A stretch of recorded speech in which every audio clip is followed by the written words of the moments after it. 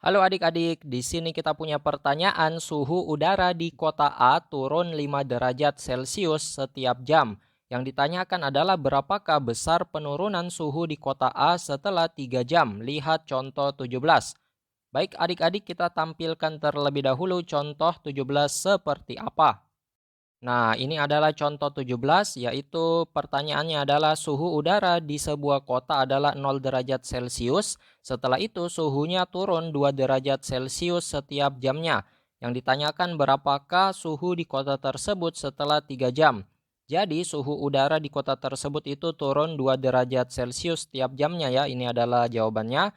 Hal ini berarti setelah 3 jam suhunya tinggal kita kali ya, karena ada 3 jam maka 3 dikali min 2, kenapa minus? Karena dia turun. Nah, karena turunnya 2 derajat Celcius maka dikali min 2. Nah, tinggal dikalikan 3 kali min 2 dapat min 6.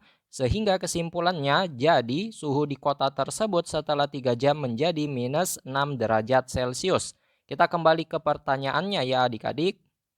Yuk kita kerjain bareng-bareng, pasti mudah. Jadi untuk soal yang kita punya, diketahui ada suhu di kota A turun 5 derajat Celcius ya setiap jam.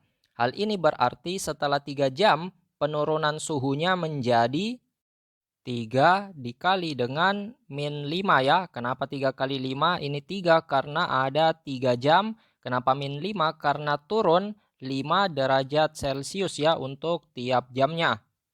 Perlu kita review kembali adik-adik, kalau ada bilangan yang positif dikalikan dengan suatu bilangan yang negatif, ini akan menghasilkan bilangan negatif ya. Maka hasil dari 3 kali min 5 positif kali negatif ini akan menghasilkan tanda negatif. Nah, tinggal kita kalikan nih, 3 kali 5 dapat 15 ya. Jadi bisa kita simpulkan, yaitu penurunan suhu di kota A setelah 3 jam itu akan menjadi minus 15 derajat Celcius. Kerja bagus adik-adik karena kita melakukannya bersama-sama. Soal ini jadi terasa mudah kan?